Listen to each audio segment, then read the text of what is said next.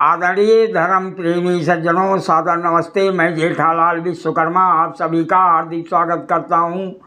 महाभारत विराट पर्व अध्याय 9। महर्षि वैशंपायन जी कहते हैं, हे राजन जन्मेजय जी, तब भीष्म पितामह ने राजसभा में कहना प्रारंभ किया। वह कहने लगे, उस देशिया जनपद में वेद की ध्वनि खूब गूंजती होगी, यज्ञ में पूर्ण आहुतियाँ दी जाती होंगी और बड़ी बड़ी दक्षिणा वाले बहुत से यज्ञ हो रहे होंगे। वहाँ मेघ सदा ठीक समय पर वर्षा करते होंगे, इसमें कोई संशय नहीं है। वहाँ की भूमि पर खेती लहलहाती होगी तथा वहाँ निवास करने वाली प्रजा सर्वथा निर्भय होगी। वहाँ गुणयुक्त धान्य, रसयुक्त फल, सुगंध युक्त माला और मांगलिक शब्दों से युक्त वाणी सुलभ होगी।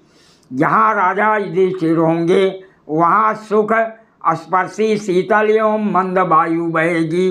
धर्म और ब्रह्मा के स्वरूप का विचार पाखंड शून्य होगा, वहाँ भय का प्रवेश नहीं हो सकता।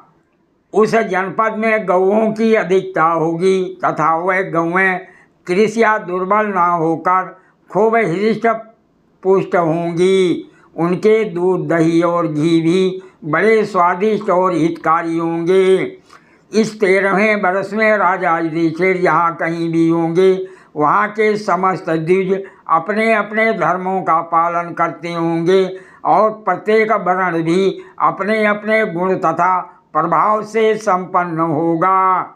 अतः जहाँ ऐसे लक्षण पाए जाएं वहीं बुद्धिमान युधिष्ठिर का यत्न पूर्वक छिपाया हुआ निवास स्थान हो सकता है, वहीं उनका उत्कृष्ट आश्रय होना संभव है। इसके विपरीत मैं और कोई बात नहीं कह सकता।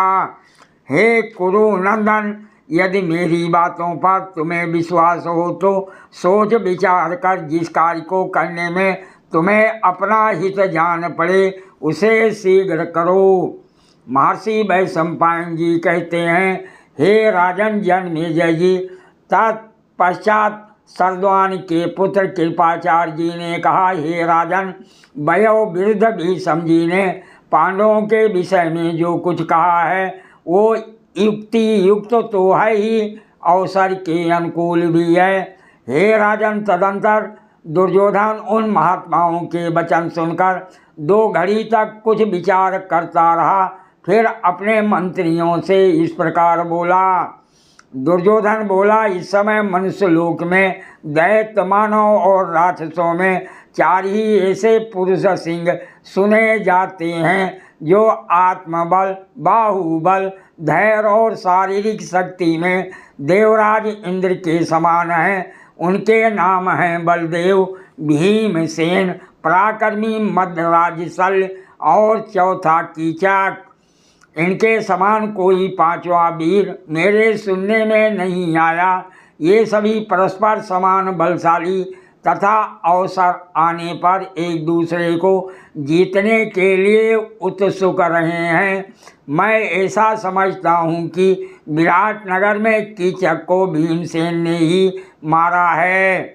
सैरंध्री को मैं द्रौपदी मानता हूँ। इस विषय में अब अधिक विचार करने की आवश्यकता नहीं है। पितामह भीष्म जी ने युधिष्ठिर के निवास के प्रभाव से देश और जन समुदाय के जो जो गुण बताए हैं उनमें से भी बहुत से गुण मत्स्य राष्ट्र में मेरे सुनने में आए हैं। अतः मैं समझता हूँ कि पांडव विराट नगर में छिपे हुए हैं। अतः निश्चय ही मत्स्य देश की यात्रा अथवा उस पर आक्रमण किया जाए। यदि आप सबको उचित जान पड़े तो मैं इस कार्य को नीति के अनुकूल मानता हूँ। सादर प्रणाम। जय श्री कृष्ण।